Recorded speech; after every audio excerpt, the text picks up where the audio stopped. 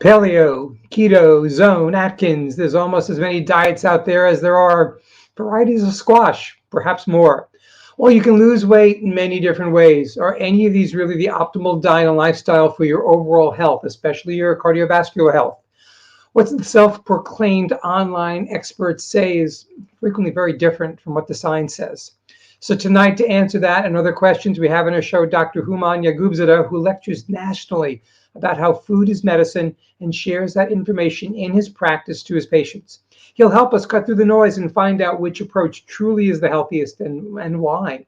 I'm Jim Spellos from Planned Parenthood Metro New York, and along with my co-hosts Judith Zerden and Ben Martins, who will be on later, we welcome you to this episode of Heart to Healthy Heart.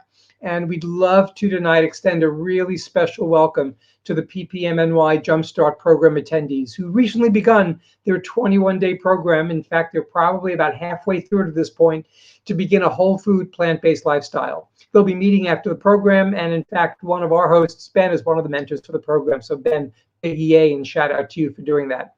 For everyone, whether you're a Jumpstarter or just watching us, we encourage you to use the chat box, tell us where you are, where you're watching from, and also use the chat box to ask any questions of the doctor. We will try to get to as many as possible as the 30 minutes will allow. So let me introduce tonight's guest, which is really, really exciting for us. Dr. Hooman Yaghoobzadeh is the Clinical Associate Professor of Medicine at the Weill Cornell Medical College, New York Presbyterian Hospital. He graduated Cornell University and received his MD degree at the University of Pennsylvania School of Medicine, completed his internal medicine residency and cardiology fellowship at New York Hospital, and was selected chief medical resident. Recognized as a Castle Connolly and New York Magazine Best Doctor multiple times, he runs a busy academic cardiology practice on Manhattan's Upper East Side. His peers have recognized him with lots of teaching and clinical care awards, been featured at NBC Today Show, on CBC Evening News, and he lectures on food as medicine approach nationally and has partnered with the NIH to elucidate genetic origins of the premature vascular disease. He believes the foundation of good health starts with lifestyle choices, most importantly diet, and this has led to his own personal journey, culminating in a whole food plant-based diet. Dr. Yaghoobzadeh, good evening. Tonight, I understand that you want to share that a whole food plant-based diet is the most popular intervention for health. So the floor is all yours.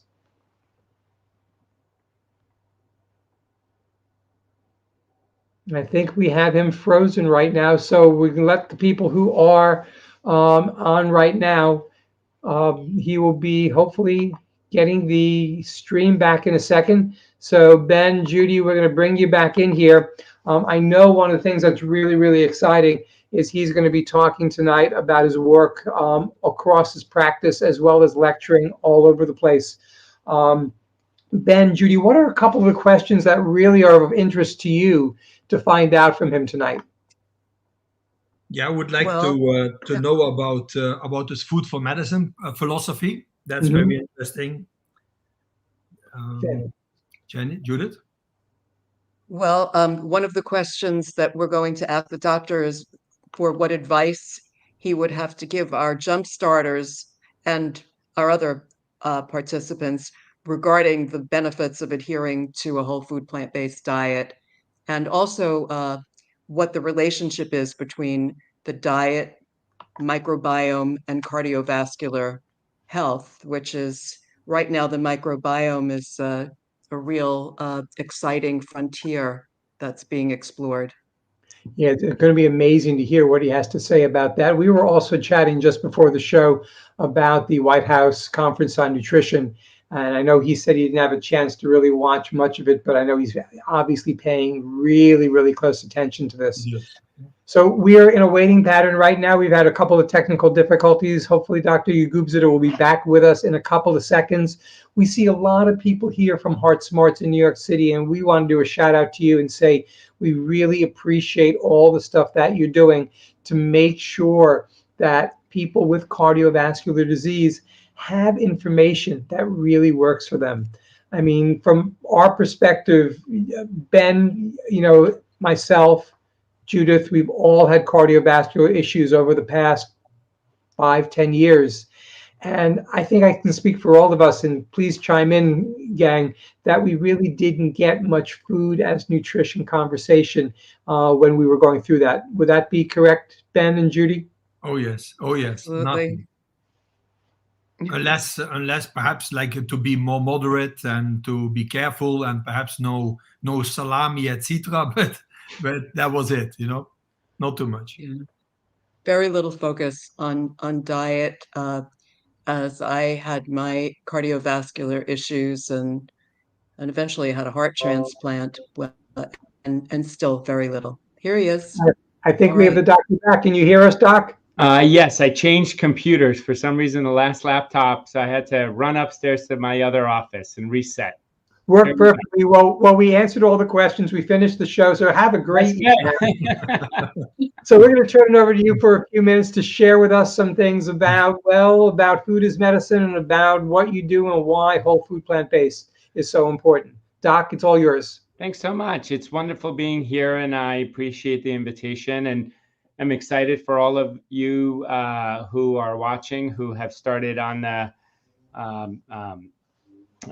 plant-based kind of journey for yourselves and are experimenting with it and want to learn more about it. I do believe that when we change what we eat, we literally change who we are. And this is an intervention that has the ability to affect many different parts of health. It's sort of the original poly pill.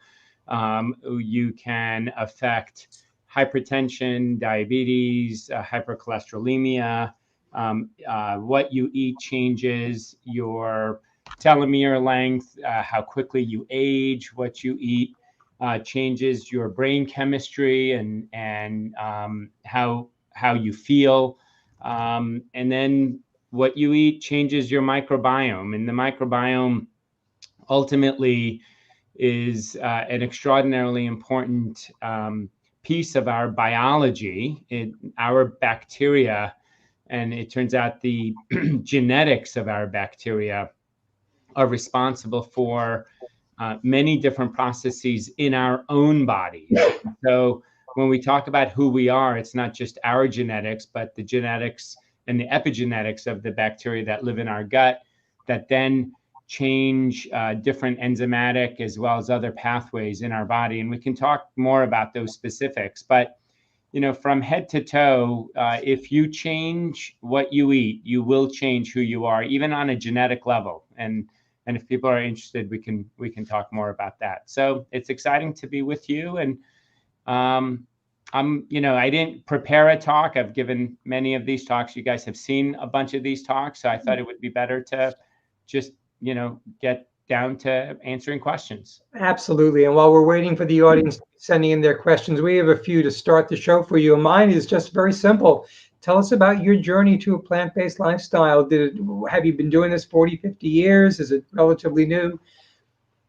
Yeah, I've been doing it for around 9 years or so, and it started as a personal journey in my practice, in my cardiology practice. I was fortunate to have some success with very young patients with difficult to diagnose coronary syndromes, aggressive heart disease. And so I had a cadre of patients in my practice that are quite young, 30s and 40s and younger, who I needed to keep healthy for many, many decades. And I was on the search of what more than just medicine I can do for these patients. And I would talk to them about healthy eating, but never really dive into it at length. And so I decided, I'm going to start to read what I tell them to read. And the first thing that I read was the China study, and then it was sort of off to the races. I think many people have had that experience with that book. And so the more I read and the deeper that I got, the more I got convinced that I needed to do this as just a trial at least. And so I said, in my mind, and when I talk to patients, I oftentimes will say, listen, don't take my word for it. B, don't think about it that you need to change the way that you eat for the rest of your life. Let's just do a trial. You can do anything for a month. So for a month, try to eat this way, and then let's recheck your blood levels and cholesterol levels, markers of inflammation, see how you feel, what happens to your reflux, sleep. So I did that for myself, wrapped my head around doing it for a month because there was no way I was going to give up cheese, even though I, wasn't a big deal to give up on other animal products, but that was an anathema. And I did that, and I felt so much better. And my numbers went from quite good to just spectacular. And a light bulb went off in my mind. It was, wait a second, why haven't you been doing this all along? And so what seemed really quite hard became obvious. And, why wouldn't you do it? And, for me, it's a foundational way to live. It's not an absolute religion. So there are, very small pockets in my yearly diet that there will be animal proteins in. And I do eat fish somewhat regularly, almost every week. So, but compared to where I was and where I ended up, it's, night and day difference. Could you say it's all about the movement and the progression to a whole food plant-based approach that really is going to help the jump starters early on to get themselves more healthy? Absolutely. It is the way that it's set up to really dive in deep, immerse yourself in not just the diet, but the way of thinking and the science is a good way to then, come out on the other side. And different people will fall on the other side of it to different places. So if you've changed your diet 10%, that's a success. If you've changed your diet 50%, 80%, spectacular. But, not being exposed to it and not really having done it and understanding it is, I think, unfortunately, where most Americans are. They haven't even entertained the idea of it as a possibility. And I think the first, kernel is to introduce that as just try it, see what happens.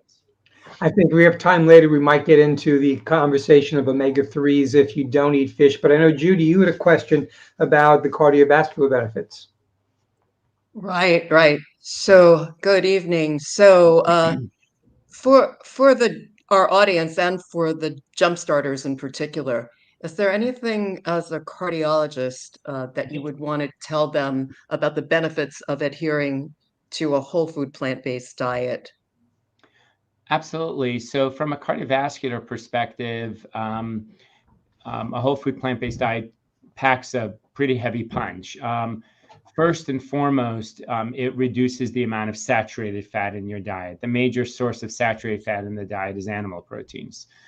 Saturated fat is directly linked to LDL cholesterol. LDL cholesterol is directly linked to atherosclerosis. So it reduces saturated fat in the diet.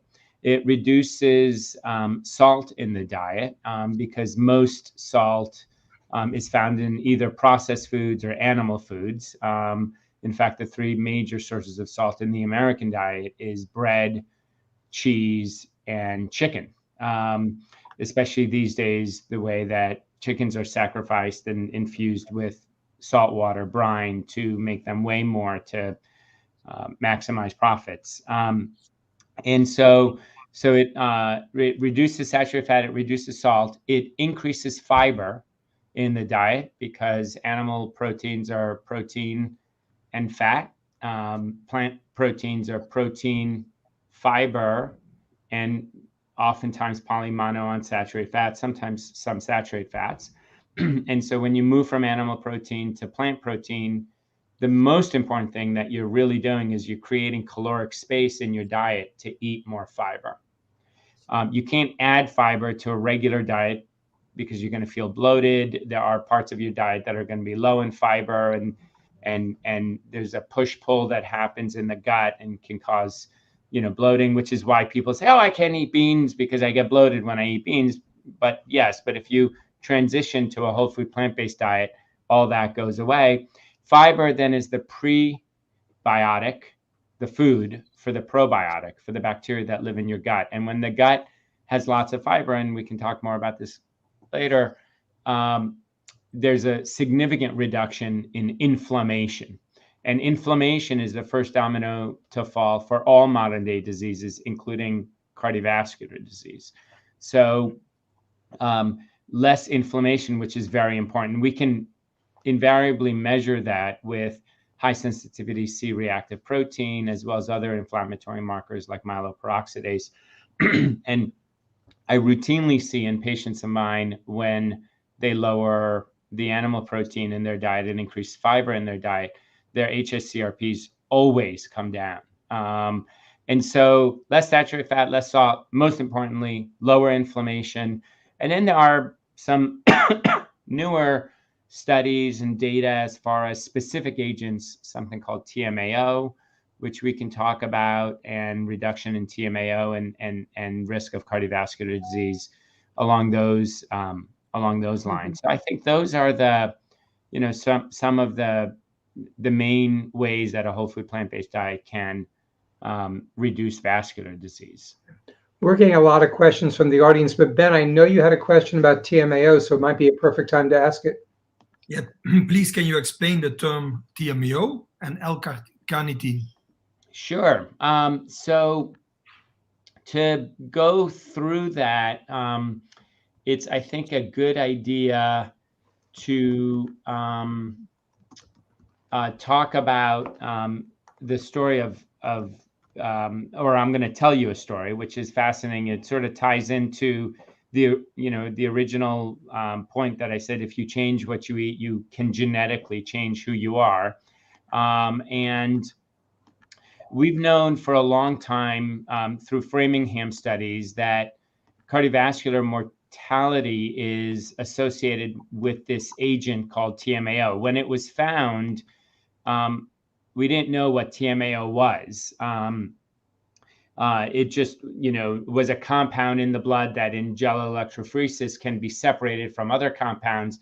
And the higher the levels of TMAO, the more likely that person was going to have heart attack, stroke, vascular disease in the next 5 or 10 years. And there are multiple studies that show that TMAO is linked to heart disease. And if I can share this one slide, you guys can take a look. This was a study that looked at levels of TMAO in people who were going to get, or who were getting a cardiac catheterization for a bunch of different reasons, workup for heart disease, angina, so on and so forth. And at time 0, when they had their cardiac catheterization, they had a TMAO level measured, and they were put into quartiles, the lowest quartile having the lowest TMAO, the highest quartile having the highest TMAO at time 0. Nothing was done to them. And then they were followed over the next, I believe this study was 3 years, as quartiles, and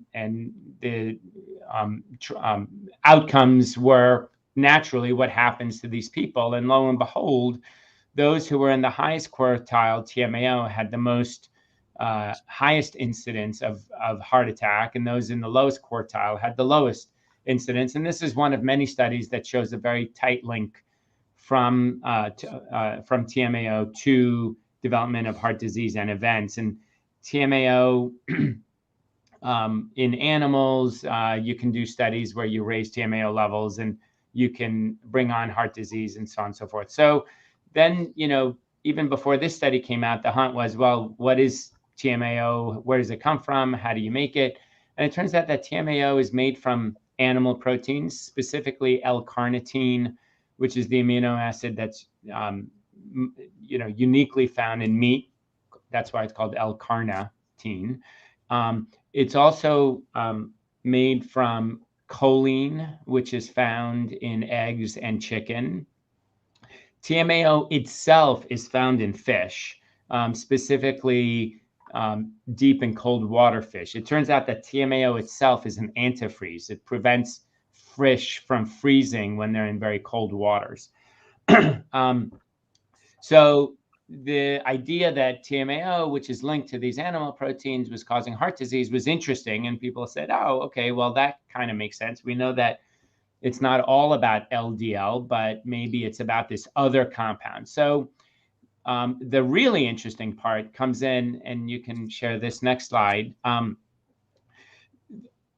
Researchers went about trying to figure out, okay, let's figure out how L-carnitine is made into TMAO. What's the half-life? How long does it take? How quickly does your body get rid of it? To do that kind of study, that's called a pharmacodynamic study, you need a system that's clean, has no TMAO in it. And then you introduce L-carnitine, and then you see what happens to TMAO levels. And then you need a system that's already at steady state, where TMAO in the blood vessels, inside of the cells, in the blood, in the different compartments, fat compartment, water compartment in the body, has reached equilibrium. Because, early on, from a chemistry perspective, compounds react differently before they get to equilibrium. And so the natural experiment is find omnivores who have elevated levels of TMAO, they're at baseline, and give L-carnitine to a bunch of vegans. So that's what these researchers just did, And so what you find, can you see my arrow, by the way? Can't see it. Okay, so that's okay. The chart on the left shows the vegans with the black triangles, and at time 0, their TMAO levels are very low. And it shows the omnivores in the black circles, and their TMAO levels at time 0 is higher, multiple folds higher. They feed them a steak dinner, and then they measure their TMAO levels over the 24 hours. And you can see, as the omnivores eat steak, their TMAO levels go up, and at 24 hours, their TMAO levels are multiples of what their TMAO levels are at baseline. The vegans eat the same amount of steak, and their TMAO level doesn't go up at all. This is fascinating because genetically, the omnivores are human, the vegans are human. It's not like they're genetically different. They weren't born vegan or so on and so forth. And so how could it be that the same organism is eating the same thing, but it turns out, we measure it differently in the blood. And it turns out that L-carnitine is metabolized to TMA in the gut by gut microbiome, by gut bacteria. And then the gut bacteria, then the TMA gets absorbed into the body, and TMAO levels go up. TMA then gets absorbed into the body. The liver takes TMA, which is actually quite toxic, detoxifies it to this compound called TMAO. And so when you have food for those particular bacteria that can do this on a regular basis, when you have L-carnitine in your diet, those bacteria have food, so they flourish and they populate the gut. There's a factory line and an assembly line set up where the minute that they see TMAO, there's all these bacteria. The minute they see L-carnitine, they use it, they get energy out of it, they make it into TMA, and then your body does the rest. But if you don't have L-carnitine in your diet, those bacteria don't have their food supply. They die off. Other bacteria are populating the gut. Meat comes in because of that once a year that you have steak or whatever.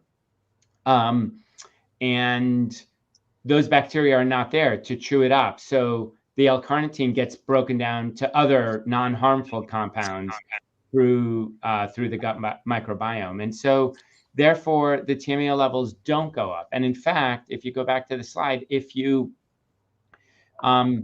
feed vegans steak a couple of times a week, after about a month, their curve looks exactly like the omnivores. And if you take the omnivores and you take L-carnitine and choline completely away from their diet, their curve becomes just like the vegans after a month. And then if you give them a steak dinner after 6 weeks, their curve stays like the vegan. And so to me, this also means that, what we do from a health perspective does not have to be 100% of the time, but it does have to foundationally change.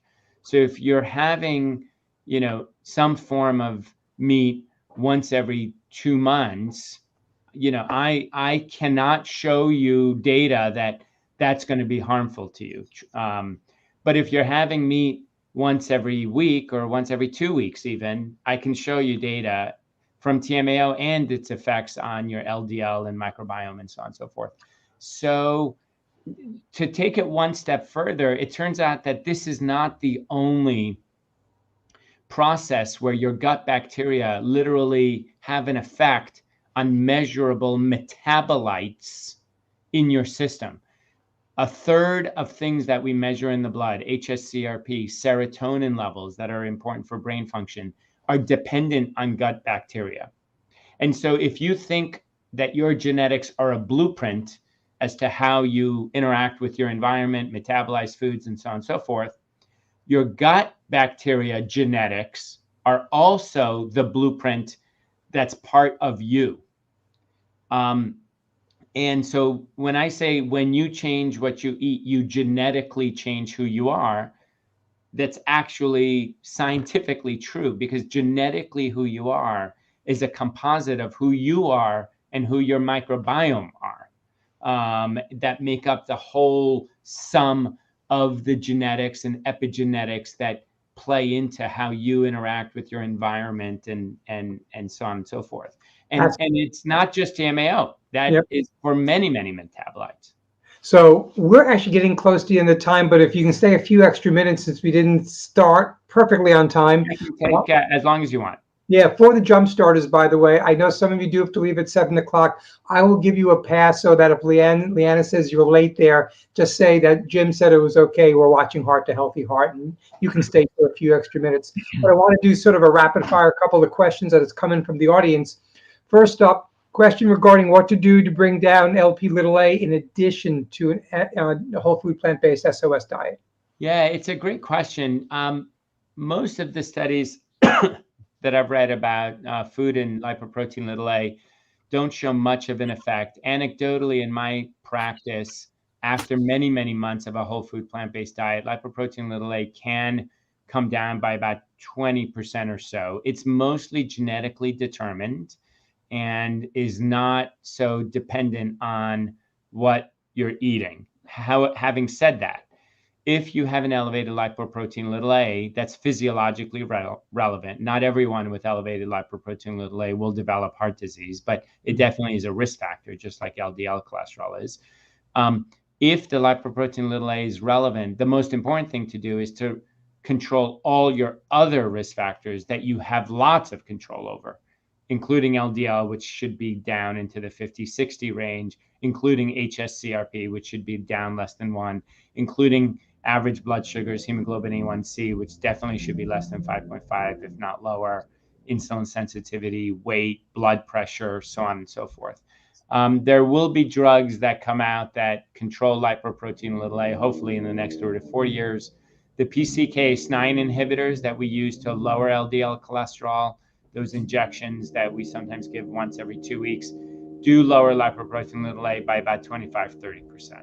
Interesting. I think we have time for 1 or 2 more questions. One is about omega-3s. I know you eat fish. A lot of us don't eat fish. So walnuts, chia, flax, what's a daily dosage that we need to have in order to make sure that we keep the omega-3, omega-6 balance? Yeah, absolutely. And so you definitely can get omega-3 fatty acids from purely plant-based foods. You've mentioned, the things that I go to for omega-3s, including chia, walnuts, flax. I have a couple of tablespoons of chia seeds and flax powder in my morning shake. I have a handful of walnuts a day. The body is a very interesting, if you keep the body healthy and reduce inflammatory levels by increasing fiber, absolute amounts of other things are not truly necessary. And that's why I don't believe in supplements and so on and so forth, meaning your body specifically for things like this can take the omega-3 fatty acids that you're giving it, and go a very, very long way if you don't have an inflammatory state that chews up all of the antioxidant effects of the omega-3 fatty acids. And so I think, if you have some some chia, flax, and walnuts, almonds daily, you're going to be fine. Perfect. And regarding inflammation, what areas of the body, is anything in particular? Does the inflammation go throughout the body, wherever the body? Yeah, inflammation affects every single cell in the body, from your hair to your eyes to your toes and kidneys. It's difficult to measure inflammation. HSCRP, I think, is a very good measure. Myeloperoxidase is a good measure.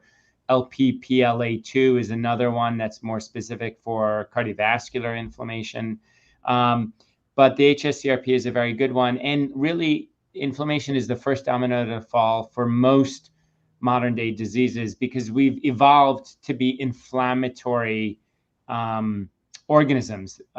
Throughout the 99% of our evolution, the more inflamed we were, the more likely it was going to be that we would fight off the infection, clot off the bite, and make it to 35 years old. Once you're past 35, nature doesn't really have much use for us. It's living past the age of 35 that really all of modern medicine is relevant for. And so inflammation after the age of 35, 45 is the death knell. Inflammation is what ages you and makes cells turn over, and cellular turnover then ultimately is also relevant in cancer as well as organ aging. And so inflammation really is the most important variable to modify. Interesting. Follow-up question somebody had about the TMAO in fish, and I just want to get your perspective on it. They asked if TMAO is deleterious, which obviously it is, then shouldn't we avoid eating fish? Well, I know you eat it. I think it's a very good hypothesis and very reasonable to assume that. Most studies that have looked at fish suggest that fish is heart healthy. And so I have not been convinced yet that cutting fish out is necessary or needed. There's also a bunch of data that when you have L-carnitine and choline, which then gets metabolized to TMAO, there's an increase in TMAO in the blood that stays high for an extended period of time as you go through that metabolism. The TMAO that's already found in fish, when it gets absorbed, leads to a TMAO spike, which then comes down quickly and may not, and slightly high or spiking TMAO levels that come down are very, very different than TMAO levels that stay high over a long period of time. I definitely would not, if somebody came to me and said, listen, I don't want to have fish because I think fish, potentially has all these harmful effects, or, as my son did when he was 6 years old, say, listen, I don't want to eat animals at all. And that was way before I came to this place from a health perspective. He came to it from a very different perspective. I didn't convince him to eat fish, and I don't convince my patients to eat fish because I think it's healthy for them. But to be completely transparent and honest, I tell patients this is what I do in my own life, and this is sort of where I've landed for now. Who knows, where that's going to be 5 or 10 years from now. For all of us, it's all about the science anyway. We want to know what the strongest science is to be able to support the healthiest way of life. I know we've gone a few minutes past. It's been an amazing half hour, Doc. We really, really appreciate your time. So I want to thank you so much for being part of the show tonight and sharing with the audience. For all of the jump starters who are out there, now go back to the jump start and be able to talk about all this great information that we got. We do wish you, from Ben and Judy and myself, the best of success on your journey. By the way, if you want to watch the show again, it'll continue to be on our Facebook, YouTube, and LinkedIn channels. And we will be here next month on the 19th with Dr. Kushik Reddy. And we are really excited about that. So for Dr. Yaghoobzadeh, thank you very much. Judy and Ben, I am Jim Spellos. We all wish you optimal health and thank you for being here tonight on Heart to Healthy Heart.